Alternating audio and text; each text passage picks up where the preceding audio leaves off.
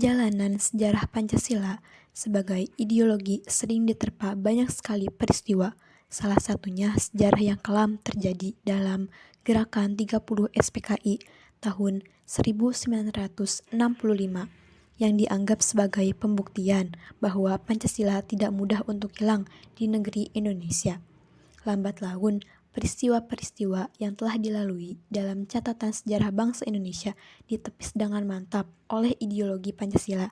Dengan ditandainya, ideologi Pancasila tetap bertahan sebagai satu-satunya ideologi yang digunakan oleh negara Indonesia. Pancasila sebagai ideologi bangsa Indonesia bukanlah hasil dari olah pikir perseorangan yang kemudian dinobatkan menjadi sebuah ideologi. Soekarno mengatakan bahwa Pancasila digali dari bumi pertiwi dan bumi Indonesia sendiri. Artinya, Pancasila berisi nilai-nilai, moral, dan budaya bangsa Indonesia yang sudah ada sejak bangsa Indonesia ada, dan bukan ideologi yang dipaksakan dari luar. Nilai-nilai itu pun tidak serta-merta diberlakukan begitu saja, tetapi melalui sebuah proses yang panjang, yang terbuka dan demokratis, yang pada akhirnya perbedaan-perbedaan yang ada dapat dikompromikan dalam sebuah kesepakatan bersama.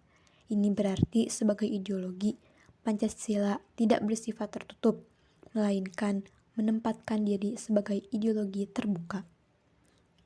Ideologi terbuka tidak hanya dapat dibenarkan, melainkan dibutuhkan.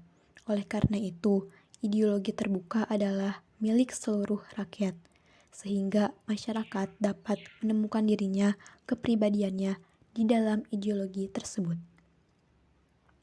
Di tengah perkembangan zaman, desakan dan pengaruh budaya asing tentunya semakin kuat terhadap eksistensi budaya bangsa Indonesia.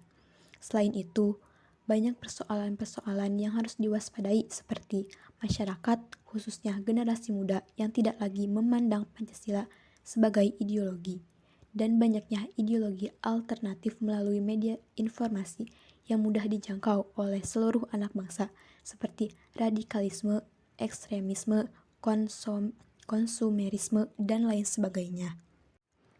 Hiruk-pikuk dan kegaduhan yang terjadi di masa ini harusnya justru semakin menggugah setiap komponen bangsa untuk menyadari betapa pentingnya implementasi nilai-nilai Pancasila.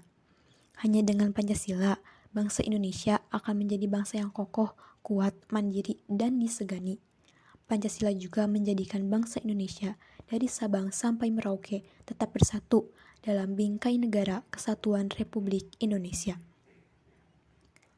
Implementasi Pancasila sangat penting bagi kehidupan sehari-hari.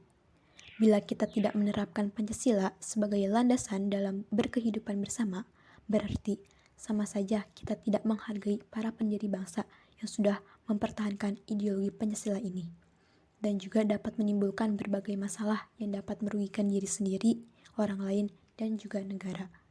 Oleh karena itu, kita tidak boleh lupa untuk selalu melandaskan Pancasila dan tetap menjaga keutuhan nilai dari Pancasila itu sendiri. Karena jika bukan kita yang menjaga dan menerapkan nilai-nilai Pancasila, siapa lagi?